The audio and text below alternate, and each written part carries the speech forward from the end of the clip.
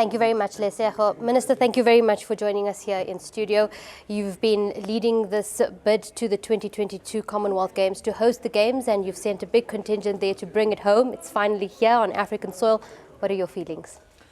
Well, I'm quite ecstatic and quite happy and excited.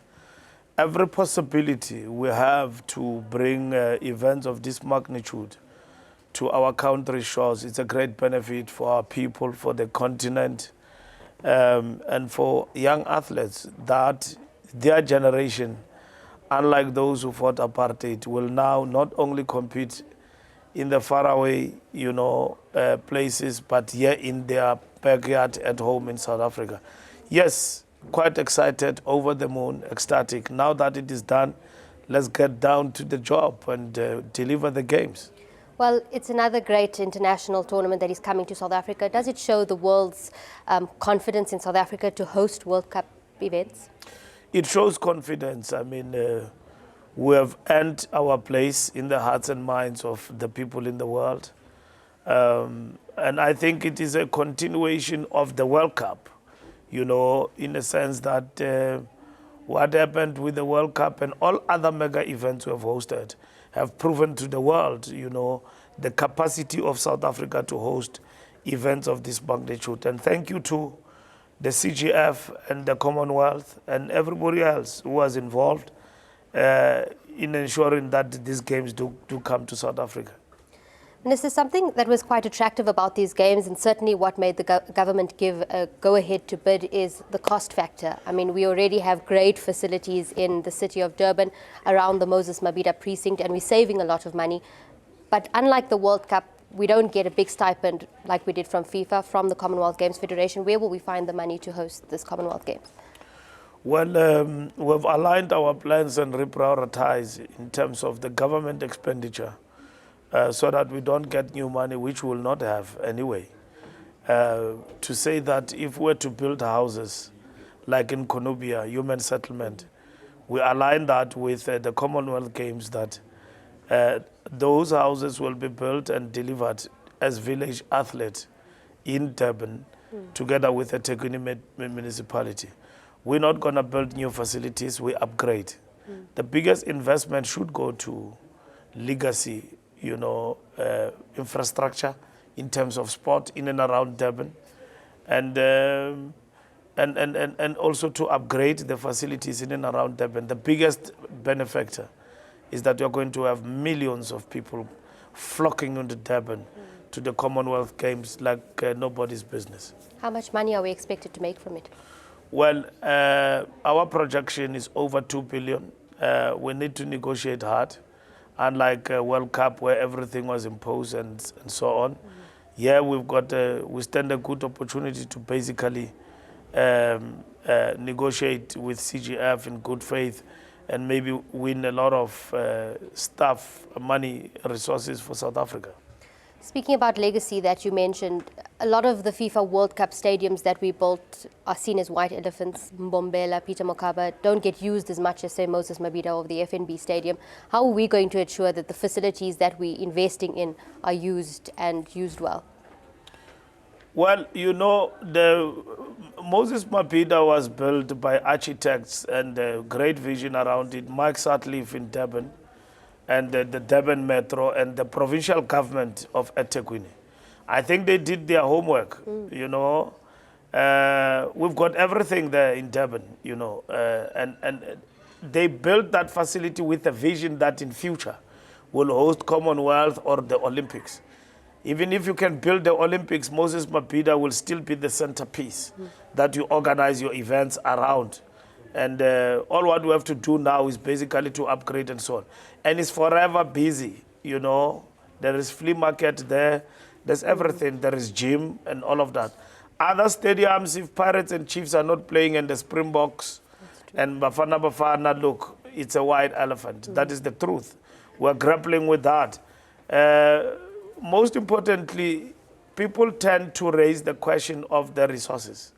It's huge resources, but they don't look at the benefactor. The benefactor does not only come monetarily, but there is social cohesion, nation building, and showcasing of the country globally. Today, South Africa, not because of crime, is in the lips and throughout the world talking about Commonwealth Games and this beautiful destination called Durban.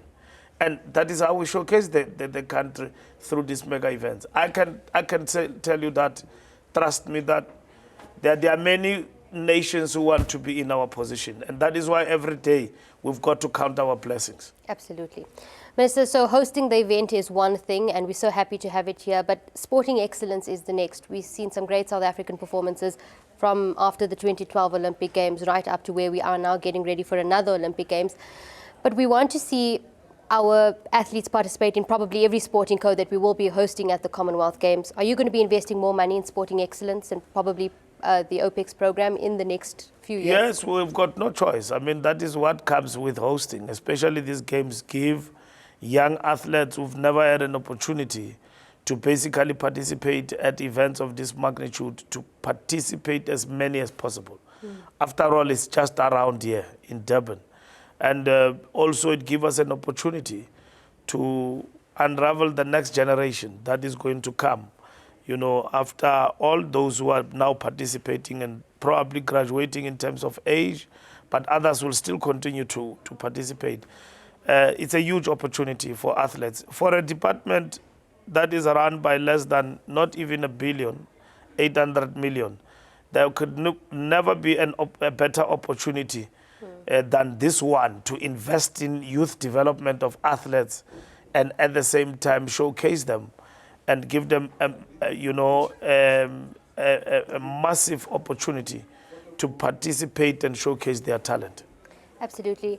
Now, Minister, in the World Champs recently and also in the FINA World Champs, we've seen swimming and athletics doing very, very well in the respective World Champs. Regardless of the federation, both the federations' problems and shortcomings, will you be looking at putting more money into those kind of federations, sorting out the issues so we can see more medals on top of medals in those very important sporting codes? Yes, that's what will happen. As a host nation, we must bring not a dozen, not 12, lots and lots of medals, and that will come with the question of ensuring that we broaden our base. No doubt about it, it will benefit athletes present and in the future.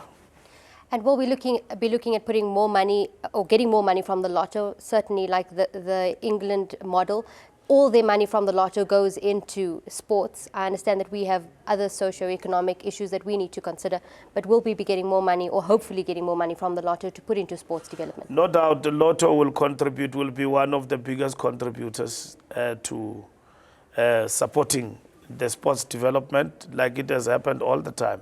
They do it on a daily basis. This time around, it will be aligned towards what in the Commonwealth we want to basically achieve. And we're looking forward basically to that. And everybody come to the party. I mean, broadcasting rights and all of that. We've got to negotiate hard around it. And I think with the reprioritization program in the context of the MTF in government, it's going to be important that we keep to those commitments that have actually been made, so that we don't jump, and have the overlays and so on. So I think this is what we're looking forward to. So as South Africans, we're great planners, and we're very, very excited when things come to our shores. So we've got the Commonwealth Games. Can we get the 2024 Olympics? 2024 is too soon for the Olympics. I think beyond that, but the Olympics are definitely on the agenda. It all depends on the planning, financial capacity, because the Olympics are very expensive. The same as any mega event like this one is not going to come cheap. Absolutely. And the people keep probing the question as though that to host events of this magnitude, it is actually cheap. At any given point in time, that will be the only thing that is left for us out of all the bigger mega events South Africa would have hosted. Minister Mbalula, it's a very special day for South Africans, a very happy day, and we're also getting ready to send off the Springboks to the World Cup. I must ask you, if you don't mind me asking you, there's a court case going on in terms of SARU, and the department, a party that's hoping to stop the Springboks party going to the World Cup. What do you have to say about that? No, we will oppose that filing, and as the listed respondents in that court case, because one, we don't believe that the filing of such, it is very patriotic. Yes, we do have challenges, and we want to say to our people that what you have raised is well received. And we are attending to all of those that have been raised, not only because there's a World Cup, even beyond that. And I think the public discourse have simply reflected the impatience of the people with the slow transformation process. But that does not mean that we don't have a team, and that does not mean that we must basically diss the team and not support the team going to the World Cup. We are going to the World Cup, and we call upon our people to don their green and gold jersey and then to support the Springboks as we go to England to conquer. I think is the worst reactionary form, of filing in court and basically trying to oppose and accuse the minister that I do not work very hard on the question of transformation. I do. The fact of the matter is that they wake up from their slumber, they file court cases like as if we are baking fat cakes, and that they've not paid much attention to what we have been doing as a nation. It can't be something that we celebrate, and we will oppose it. We are going to the World Cup, no doubt. I don't think that we must be deterred by that. From the 8th, to the 11th, the final send-off, let us giving a big round of applause and big send-off to the Springboks going into the World Cup in England. And hopefully we can make it 3 out of 3. I think like that. I've got a great respect and honor for the Springboks as a team. I think they've got a great fighting spirit. And the fact that we have lost the matches in the championship ahead of the World Cup, maybe it's good. I know the boys will never let us down. I've got trust in them that they will represent and make South Africa proud. And they've got all my support. I can have people attacking me and all of that. I don't mind. I stand for the principle. The fact of the matter is that we are making headways with regard to transformation. With SARU, with regard to scorecard and the targets. If you look at the franchises now, the black players that are coming through the ranks, not on the basis even of scorecards, but based on their potential and capacity. I think post even the World Cup, in the next 10 years, we'll have everything to celebrate. The fact that 10 years was minus in the transformation agenda, lull, and people not doing anything about it, this is the consequence today, because we shouldn't even be talking about scorecards and all of that. We are going organically on the ground, working with everybody in the schools to get the game of rugby massified at the grassroots level and coming through the ranks, those talent that it should be nurtured and actually be supported.